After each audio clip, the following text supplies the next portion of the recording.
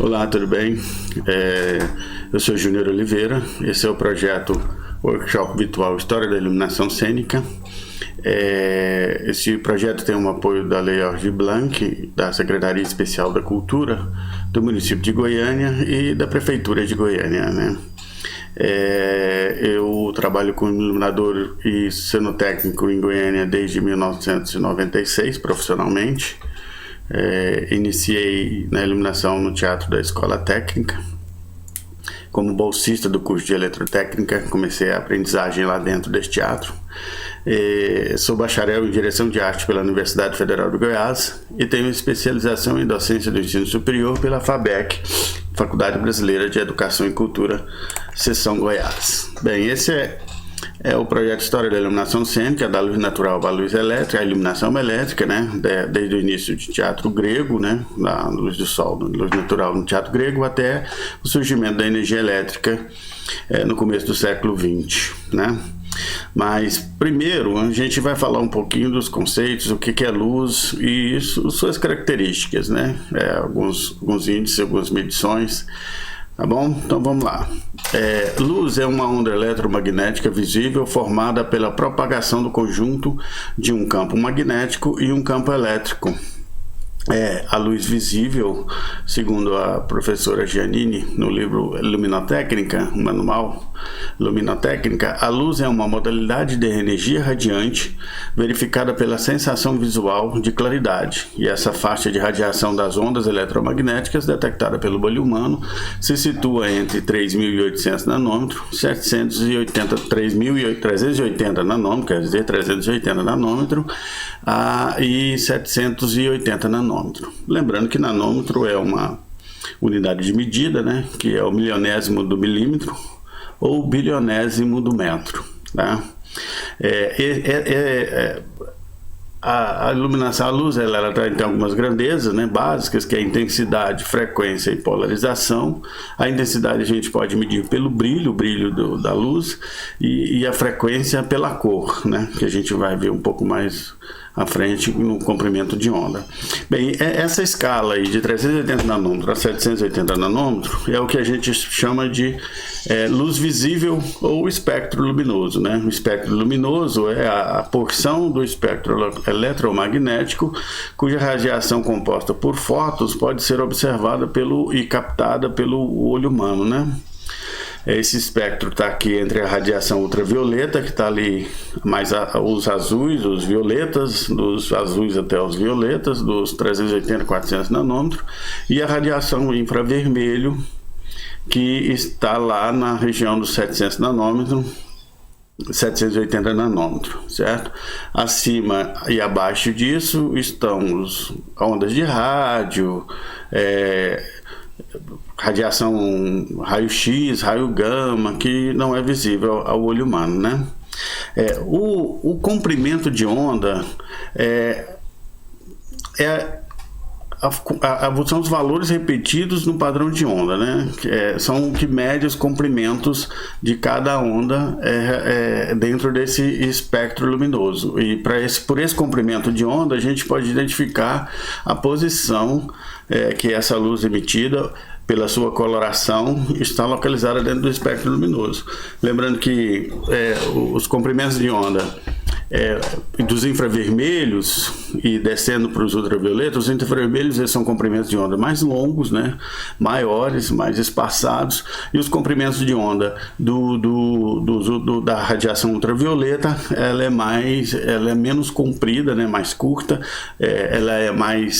ela tem um pico maior e pouca distância, né? Ao contrário das radiações infravermelhas, que ela é mais comprida e mais baixa, vamos dizer, a sua onda é mais baixa do que a das ultravioletas. E aí depende da amplitude dessa onda, onde ela está, a gente consegue localizar a cor e a sua posição no espectro luminoso, né? Bem, cor é a impressão que é a luz refletida ou absorvida por um objeto e captada pelos nossos olhos, né, o que ela produz, né? Israel Pedrosa, do livro Da Cor Inexistente, diz que cor é algo que não existe, ou seja, assim, o objeto que reflete uma cor quer dizer que ele está absorvendo todos os comprimentos de onda do espectro luminoso, menos aquela cor que se apresenta no objeto, ou seja, se o objeto é verde, ele absorve todas as combinações de cores desse espectro luminoso, menos as combinações, menos as ondas, as frequências de ondas da radiação aonde se encontra o verde, por exemplo, né? Eu vou até ler um trechinho aqui do que ele diz sobre cor, no livro dele, Da Cor Inexistente, Israel Pedrosa.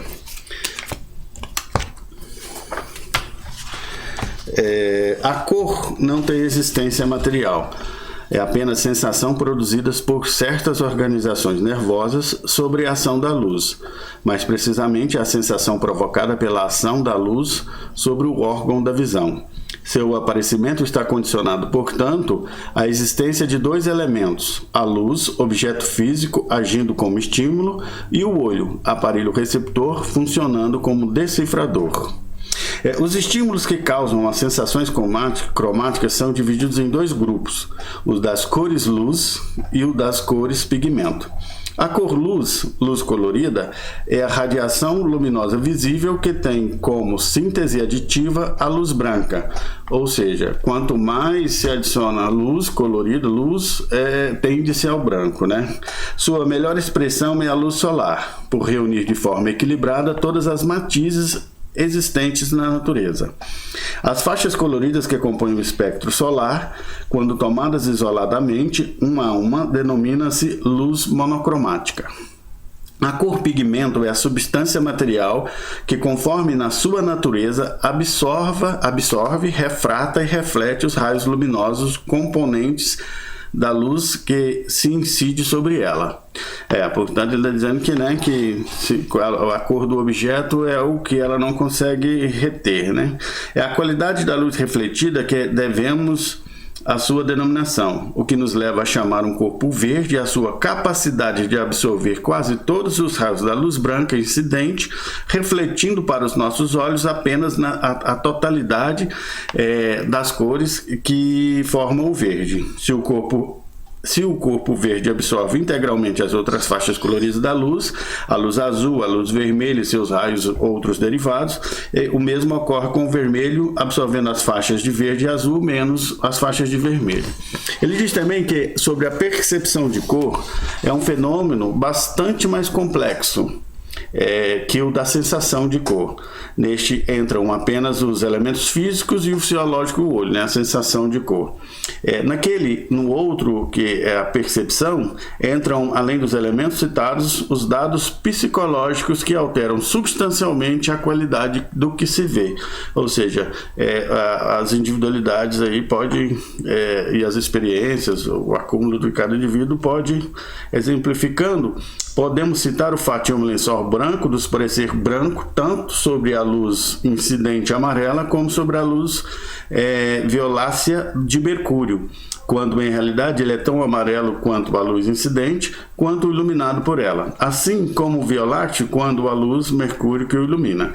Na maioria das vezes, não atentamos para a diferença de coloração e continuamos a considerar o lençol como um branco. Então, ou seja, a experiência que tivemos com essa situação, ela se mantém gravada no nosso inconsciente, e a gente, mesmo que o lençol esteja sendo colorido por uma luz, né, a gente ainda vai lembrar que o lençol branco é branco, né?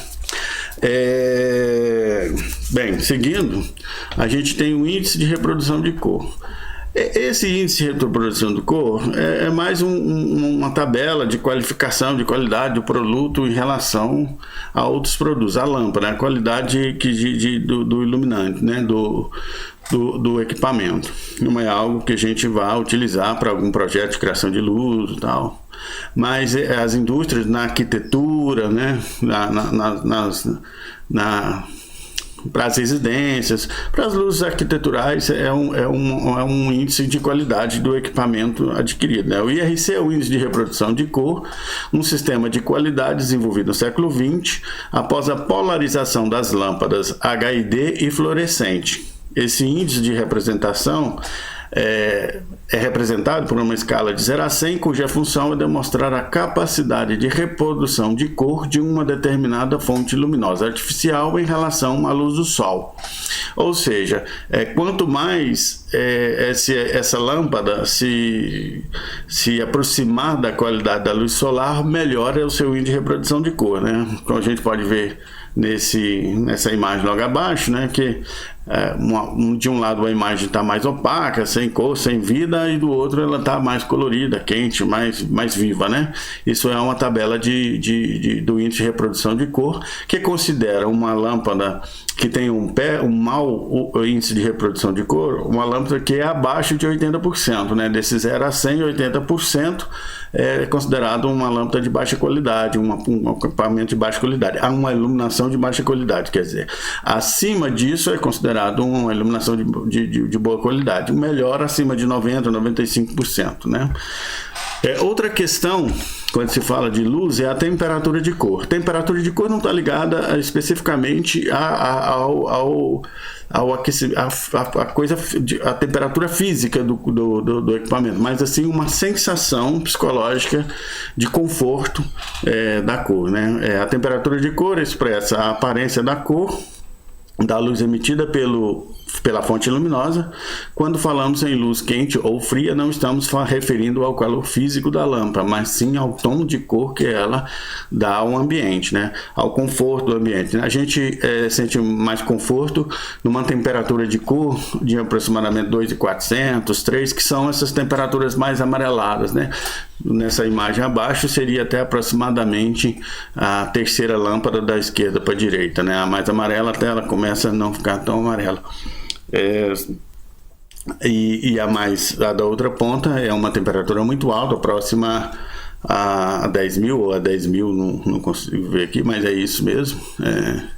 E aí essa é uma escala. Essa escala ela foi criada por numa lei do Max Planck, no século XX, se eu não me engano, início do século XX, 1900 por aí, onde ele criou um experimento. Ele fez um experimento em que uma barra de ferro era submetida ao calor e à medida ele ia gravando essa temperatura dessa barra de ferro, onde ele constatou que 80 graus essa barra se tornava um pouco amarelada, a 1.000 graus mais amarelada, avermelhada, perdão, 80, e a 1.000 graus ela ia aumentando, 3.000 ela já estava amarelada, e foi subindo até chegar 5.000, 6.000 graus, ela foi se tornando azulada, né? Então esse é o padrão, é a lei que mede essa temperatura de cor, que é o ferro experimento de Planck, né?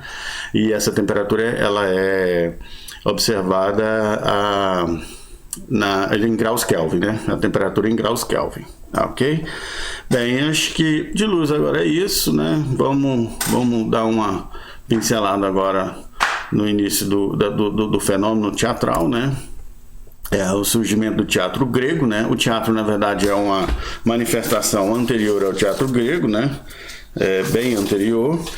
A gente começa com o teatro grego aqui para falar sobre iluminação, que é onde a gente considera que a questão da luz é mais pensada, né? O surgimento dos espaços teatrais, dos teatros, né? E aí a gente começa daqui como teatro grego. Não quer dizer que o surgimento do teatro foi com o teatro grego, certo? Segundo até a História Mundial do Teatro da Margot Berthaud, vou até ler um trecho aqui, ela sinaliza o seguinte: o teatro é tão velho quanto a humanidade. Existem formas primitivas desde os primórdios do homem. A transformação numa outra pessoa é uma das formas arquetípicas da expressão humana.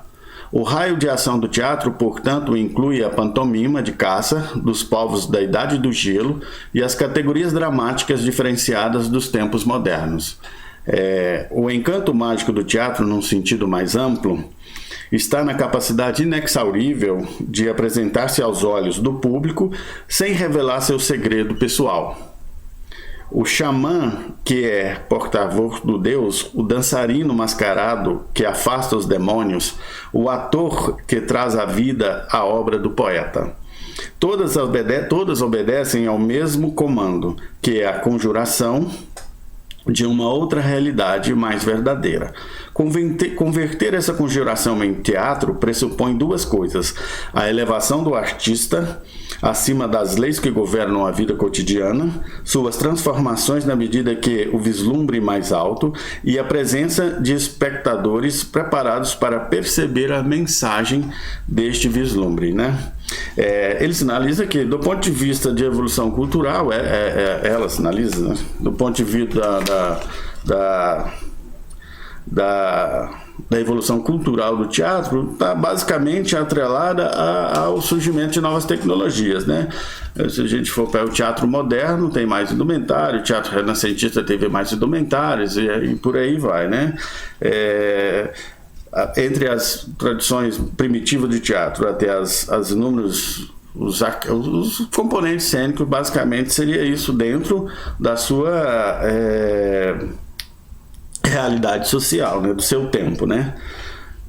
Bem, é isso. Então aqui é uma citação aqui da Cibele Forjar, no livro dela, na tese de dissertação de mestrado dela. Ela diz que o teatro é de origem religiosa e campestre, o teatro grego agora especificamente, né, das culturas dionisíacas, dos ritos de fertilidade, do sátiro dançante e festividades cultural trazida dos campos para as cidades por volta de 539 a.C. Entre 500 e até 1500 a.C., depois de Cristo, aproximadamente, o teatro viveu quase que exclusivamente sem a necessidade de efeitos luminários, né? Era a luz do sol, que era o grande equipamento de iluminação dessa época, né? A construção dos teatros, ela era pensada, nesse caso, para o melhor aproveitamento da luz do sol. Eram feitos geralmente em costa de morro, em lugares que seriam bem iluminados, e naquela região, de uma forma que o sol ele passasse de forma paralela ao palco, né, a esquene, né, para que não ofuscasse o público, né, que não ficasse de encontro ao público, mas sim passasse entre o leste e oeste, né, iluminando uma cena durante todo o tempo do seu percurso, né? O drama grego ele se desenvolvia basicamente durante esse período do sol.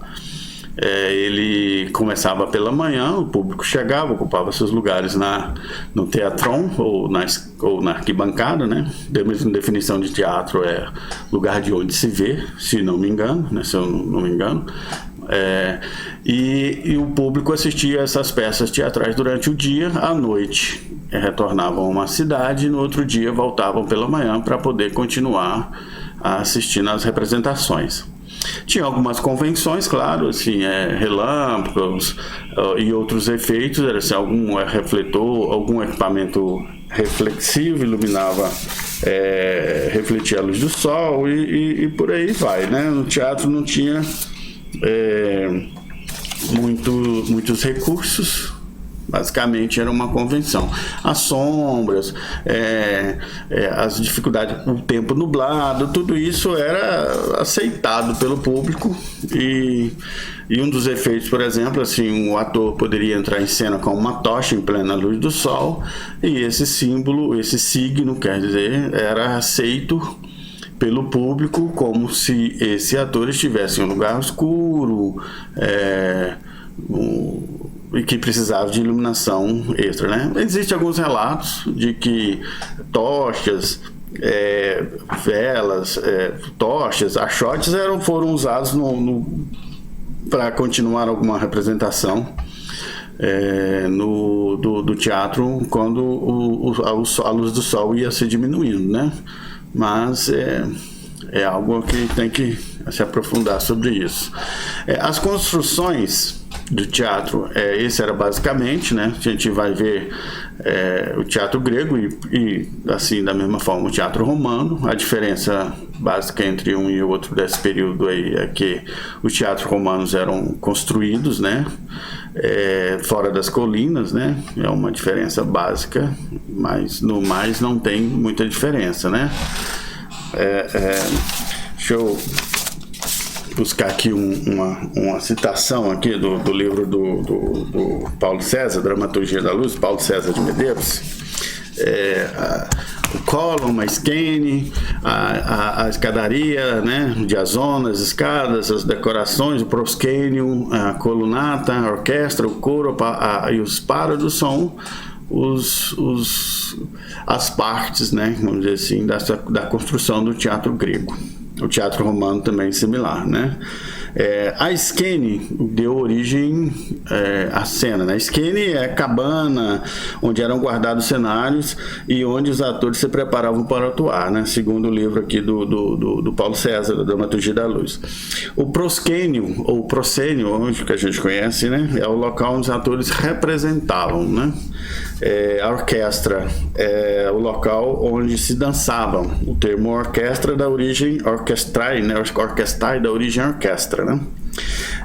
O teatro são as arquibancadas, né? Aí elas têm subdivisões, as arquibancadas, né? Que são a diazona, o querques, os assentos, e seriam escalas sociais, as diferenças dessas, o local, né? As pessoas de menor poder aquisitivo ou de inserção social ficavam nas regiões mais altas e as escadas e as arquibancadas também tinham uma diferenciação de construção, né? Mais luxuosas, mais confortáveis e tal. O timelê era o fogo sagrado, né? Em que o pedestal baixo à frente da orquestra. Enquanto tivesse aceso, Dionísio, o deus do entusiasmo e do teatro, estaria presente, e o fogo era a própria presença de Deus, era a manifestação de Dionísio durante as apresentações. Certo? Bem, aí essa é a questão do teatro grego, né? Futuramente, passando do teatro grego, o teatro começa a entrar para dentro dos espaços fechados, né? Ele começa a ter um pouco mais de controle, né? O teatro medieval sagrado que surge dentro das igrejas, né? Durante o princípio da presença litúrgica, né? As celebrações de missas, as celebrações da Páscoa, de Natal, né?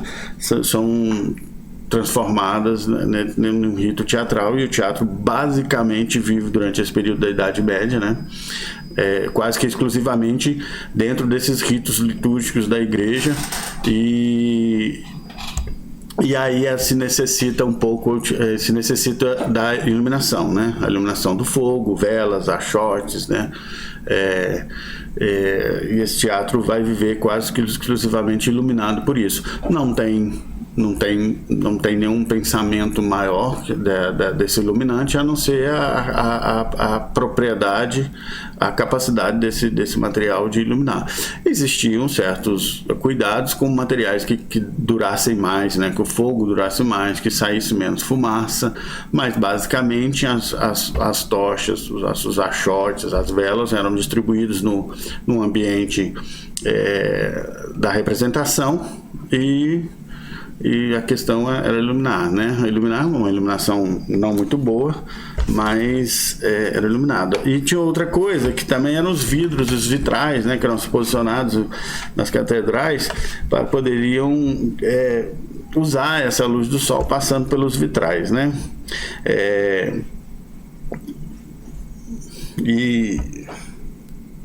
E basicamente a luz teatral era assim. Posteriormente, nós chamamos o teatro profano da Idade Média, quando o teatro começa a se desvencilhar um pouco da igreja e vai voltar basicamente a ser iluminado pela luz natural e pelo fogo, caso o espetáculo se inicie até a noite, né? Até o Paulinho, no seu livro, que cita aqui que em determinado momento a igreja decide proibir o teatro, pois passa a ser considerado profano, né? Esse é o teatro dentro da igreja, né? Aí, quando aos poucos esse teatro que começa a se desvencilhar da tutela da igreja, que é o período do teatro profano. Aos poucos o teatro da época vai ganhando outras vertentes e se distanciando dos temas sacros durante a igreja e dentro da igreja. Durante a Idade Média, multiplicam-se a toda sorte de grupos e artistas solitários, normalmente ambulantes ou em carroças, como mensageiros e criadores de boas novas da linguagem teatral. Mimos, mascarados, autos de carnaval, jograis, farsas, bufonaria, ganham espaços em caráter popular, improvisadores, quer dizer, menestréis, saltimbancos e acrobatas assumem a função de expandir ideias, de fomentar críticas sociais e discutir técnicas teatrais. Formam uma cultura subcutânea durante o rígido período medieval, né? Nesse período aí a iluminação desse período também fica entre não mais só com a luz natural, mas também com a luz artificial, né? Os fogo, velas, candelabros, mas basicamente esse período a luz volta a ter mais predominância da luz do sol, né? Posteriormente a isso, né? Aqui temos logo a sequência disso, a gente começa a dar entrada no teatro renascentista, né? Na ideia de renascença.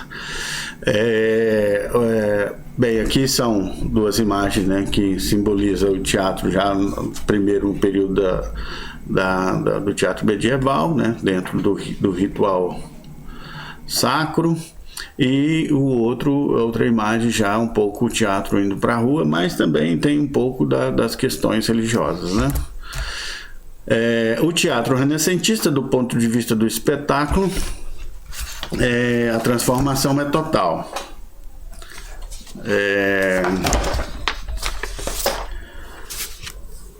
A começar pelo espaço que ele ocupa a partir do século XV, principalmente durante o século XVI. O teatro recolhe-se a espaços restritos, onde é possível cobrar ingressos ou escolher os convidados.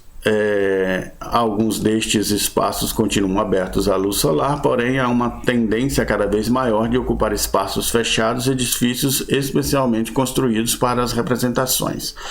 Bem, essa é a citação da Cibele Forjar no seu trabalho lá de dissertação ou de mestrado. É um bom trabalho, inclusive, merece ser lido, estudado e observado. Nesse período começam a surgir os arquitetos cenógrafos, né, que começam a pensar formas e começam a escrever sobre as construções do teatro e as construções e as formas de iluminação, começam a ter estudos mais sistemáticos, mais técnicos a respeito do tema, né?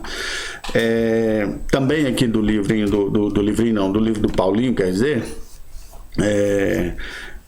tem algumas características, né, no teatro renascentista que eu vou citar aqui novamente. Vou ler o que ele diz no livro dele, Dramaturgia da Luz, de Paulo César de Medeiros. Aliado ao mecenato, esse fato contribui decisivamente para o desenvolvimento das ciências e das artes, em especial a arte teatral.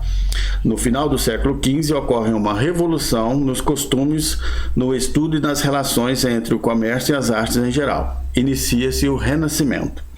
Em 1946, com a publicação da Bíblia de Gutenberg, a técnica tipográfica passa a possibilitar a multiplicação dos textos escritos.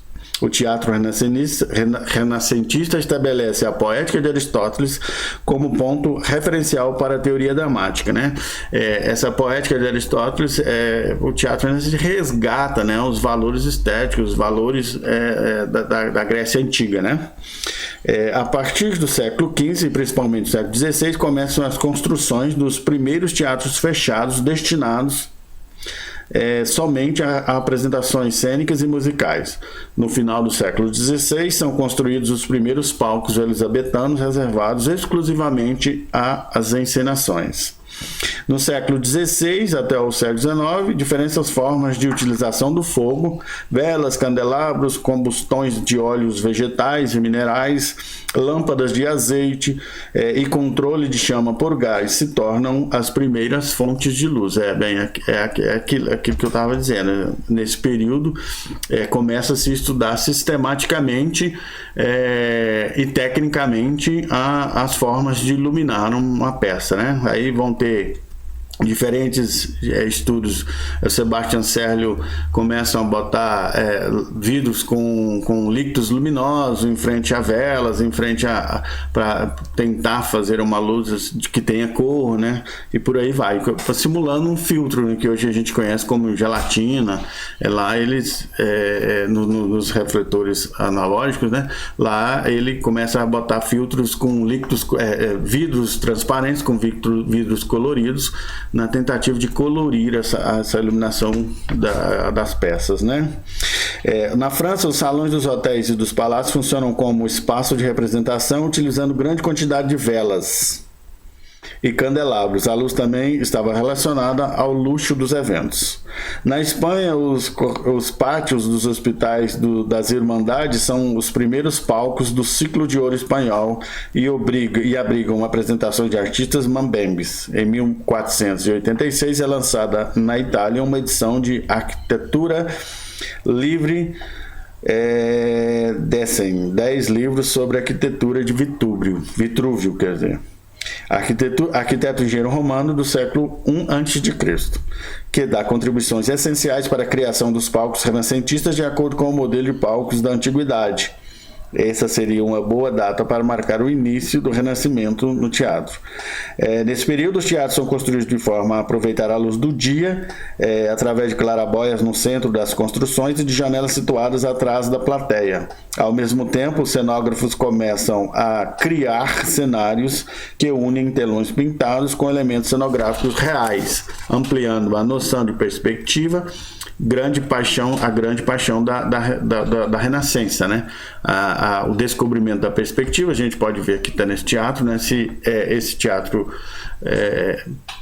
se eu não me engano, é o Teatro Olimpo. Não vou me recordar, não quero falar algo que não seja correto, né? Eu não lembro. A Scène, né? Que é esse pedaço aqui, a Scène. A cena, esse corredor para frente, os prédios vão diminuindo de tamanho, então os atores se representavam mais aqui nessa região, entrava no máximo até logo depois desse portal, porque se fosse subindo muito lá no fundo do palco, o ator iria ficar maior que o cenário, né? Maior do que um prédio, por exemplo, construído, né? A luz cênica na Renascença, ela tinha algumas características que já começaram a ser observadas, né? Que é a visibilidade, né? Iluminar sem ofuscar o povo, né? Os efeitos especiais, que simulavam sempre efeitos da natureza, né? Como sol, lua e por aí vai. Isso vai acontecer, essa reprodução do fenômeno da natureza vai acontecer até no início da utilização da luz elétrica, né? Alguns teóricos lá para frente é que começam a questionar essa questão de que os efeitos de iluminação cênica ainda começassem a ser tão realistas, continuassem a ser tão realistas ou simplórios, né? Na medida que ainda se funcionam para simular efeitos da natureza, luz do sol, luz da lua e por aí vai, né? Um dos teóricos desse que começam a mudar isso lá na luz elétrica, só fazendo uma parte, Appia, Adolf Appia, e o outro é o Craig, né? Um suíço Appia e se eu não me engano, inglês, que é o Edward Gordon Craig, né? Eles que começam a alterar esse processo aí. A perspectiva, né, já falei, o posicionamento das fontes de luz, criando essa noção de perspectiva ou possibilitando a percepção dessa perspectiva, né, e a relação entre palco e plateia é algo que já começa a ser colocado aqui. E ser colocado de forma bem mais presente do que no teatro medieval, onde as feiras, as praças, ou mesmo a liturgia da igreja, dentro da igreja, as missas não tinham tanto essa relação de divisão clara, né? Começa a se pensar na atmosfera da cena iluminada, né? Se eu não me engano, é o Leone que começa a dizer que a luz, eu vou dar uma olhada agora, que a luz clara era melhor para comédia, para sátira, e a luz escura era mais adequada, uma luz mais escura, mais sombria, era mais adequada ao drama, né? Então já começa a se ter essa coisa, né? E começa a se aparecer também as documentações, né? Livros dizendo sobre técnicas de melhor isso, de melhor iluminar aquilo, manuais dizendo isso, aquilo. Eu botei aqui alguns, né, desses grandes, tem outros, né, mas como o curso não é para se aprofundar, né, nessas questões, mas só para falar sobre essa evolução da iluminação. Aqui a gente tem o Sebastian Célio, o Leon Son, o Ângelo Igneri e o Nicola Sabatini. Eu queria citar dois, né, que é o Sebastian Célio. O Sebastian Célio que é o primeiro que começa a fazer o tratado de arquitetura para a cena, né? Começa a construir espaços e dá noção de que o palco e a plateia, relações de visibilidade, relação que todas as pessoas precisam ver, né?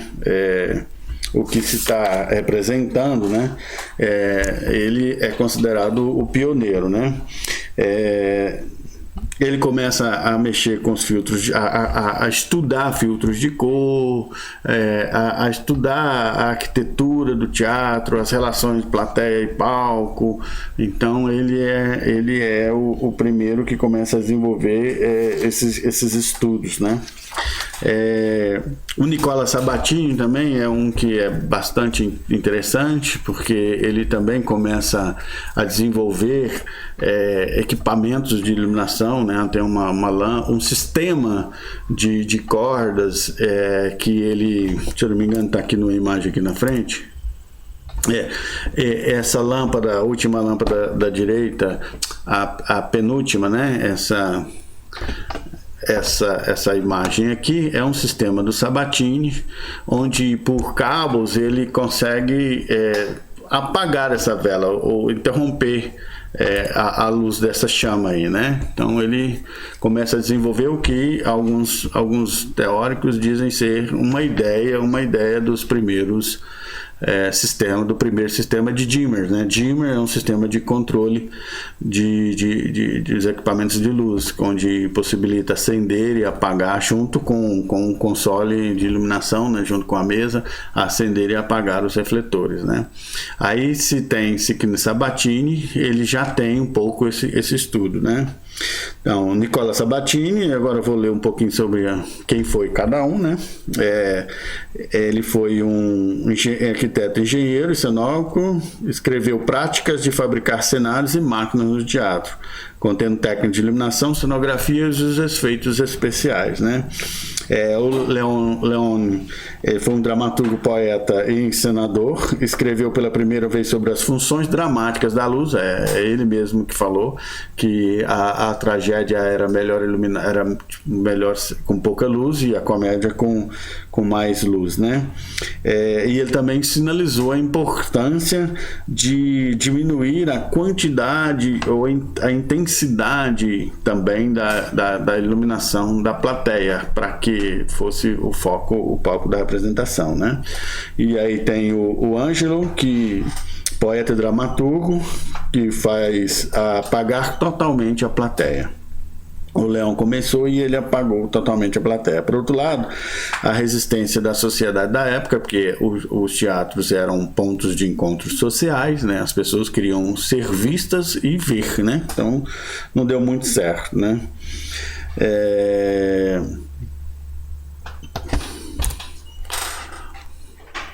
É isso que a gente estava falando. Os arquitetos cênicos, estudiosos do espaço cênico, sabedores dos efeitos visuais provocados pela iluminação, a partir de estudos técnicos e teóricos, desenvolveram muito a tecnologia de iluminar a cena, criando os efeitos de luz a partir do fogo, que aos poucos foram se incorporando à cena teatral. Então, eles começaram as técnicas de candelabro, luminárias, lampiões, velas, né? Eram os equipamentos que eram usados nessa época, né? Aqui são alguns exemplos, né? Iluminação de ribalta, o sistema do sabatim, né? Que fazia essa peça descer em frente à lâmpada ou a vela, né? E bloquear a iluminação dessa chama, né? A luz dessa chama. E essa aqui é uma lâmpada produzida por ele também, criada por ele, pelo Sabatini. É um período de muitas pesquisas, né? Esse aqui é um dos sistemas inventados pelo Sebastian Serlio, né? Ele coloca essa lâmpada aqui em frente a esse vidro. A iluminação não é de boa qualidade, claro, né? Mas é uma ideia de tentar colorir com luz o ambiente, né? Isso aqui é uma grande invenção, que é a lâmpada de argan, a Mi-Argan, físico. Ele começa ele inventa essa lâmpada que ela é a óleo. Aqui ela já estamos com a utilização do óleo para a produção do fogo. Esse bulbo aqui impede a ação do vento, tornando a chama mais constante, e com isso aumenta a visibilidade, né? Aumentou um pouco o brilho dessa luz, a intensidade, né? Dessa luz. Então essa foi uma grande invenção na época. Foi uma lamparina que se desenvolveu muito. Nesse espaço aqui se colocava o óleo, tinha um pavio que vinha aqui, e esse tubozinho aqui de vidro permitia que a chama ficasse acesa, sem tremular muito e sem ter ação do vento. O calor dela saía por aqui, e ela aumentou em muito a qualidade da luz. Foi muito usada na época. Posteriormente ela vai ser alterada para o gás, mas ela tem o mesmo efeito, né? Ela tem o mesmo efeito, não vai alterar muito o projeto, mas só o equipamento. Bem, aí começa a era do gás. No século XIX, entre as óperas, operetas, dramas burgueses, musicais ingleses, durante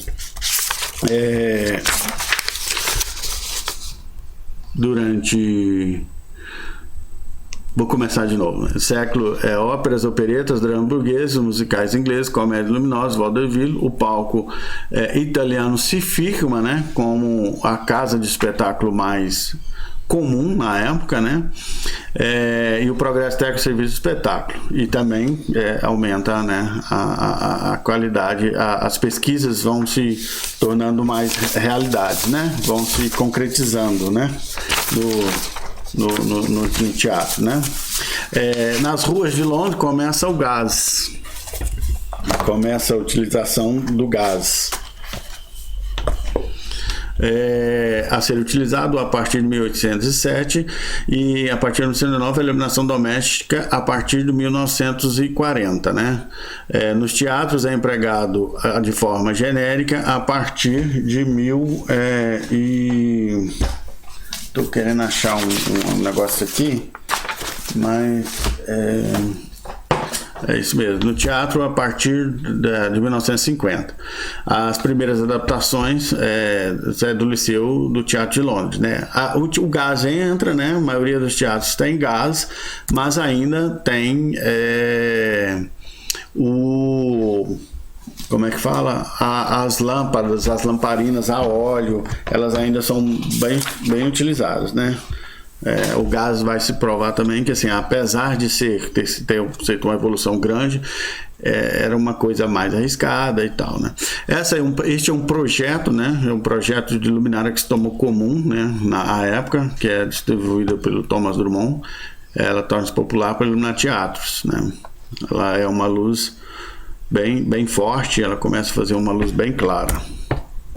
A era do gás, ela tem vantagens e desvantagens, né?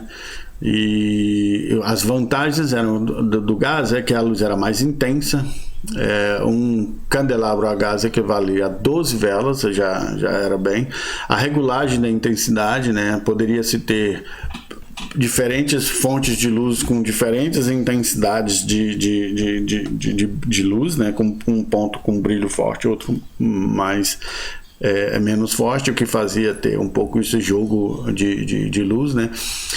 A estabilidade dos fachos, né? O vento, né? As correntes de ar não apagava as velas, né? A chama, quer dizer, a nitidez das respostas, ou seja, a imediata ligava, era imediatamente a claridade surgia, né? Diferente das velas, que tinham várias pessoas que apagavam, acendiam, mas assim o gás tornou mais fácil o controle, né? Começou a ter controle centralizado do gás, que era uma ideia do comando de luz que a gente tem hoje, né? Um quadro onde ali você liga e desliga aonde você quiser cada equipamento, né? Eu gosto de pensar que era um grande fogão, né? Com um punhado de chamas. Aí tinha um controle que abria o gás e ia colocando fogo nessas chamas e diminuindo, né? E uma outra coisa que aconteceu nessa época do gás eram os efeitos individualizados. Você poderia focar um pedaço da cena e apagar os outros todos, né? Já é uma coisa de isolar a cena, de particularizar aquele espaço. É uma grande inovação para a época, né? Agora, o gás também teve muitas desvantagens. A desvantagem do gás era o cheiro forte, as pessoas tinham sonolência, algumas pessoas desmaiavam, né? Intoxicação, tinha muita intoxicação pelo gás, produzia muita fuligem e sujava muito a vestimenta do teatro, né? Pensando que com tecidos pesados, veludo, né? O gás era manufaturado pelo próprio teatro, os custos eram muito grandes. Então, por isso mesmo que vários teatros da época tinha um sistema meio que misto, né? Um pouco de lâmpadas e coisa. E o perigo de explosão e incêndios era grande, que obrigava a ter sempre um fiscal do fogo e pessoas que pudessem auxiliar caso o incêndio acontecia. E os incêndios eram muito comuns nessa época, certo? Esse equipamento da Limelight, ele é um dos primeiros refletores a gás, né? A luz esse engenheiro que inventou a Limelight, que inventou aquele primeiro projeto que eu mostrei para vocês, esse projeto aqui é o da Limelight também, e esse também é da Limelight, também desenvolvido pelo Thomas Drummond, né? Um pedacinho aqui também que eu quero citar do trecho do livro do Paulinho, Dramaturgia da Luz, que o político e engenheiro civil escocês Thomas Drummond inventa a Limelight, que consiste em 2 cilindros tubulares de gás comprimido que conduzem, respectivamente, oxigênio e hidrogênio, indo em direção a um tubo de carbureto que incandesce. Essa luz será usada pela primeira vez em 1830 no Covent Garden. Mesmo depois do surgimento da luz elétrica, o termo Limelight se torna sinônimo de luzes da ribalta, como no filme de Chaplin. Em relação à luminosidade até os meados do século XIX, as pesquisas que se concentram basicamente na reprodução da luz natural, dos efeitos naturais como nuvens, raios, anoitecer, aquela mesma coisa que vai acontecer também no início da iluminação elétrica.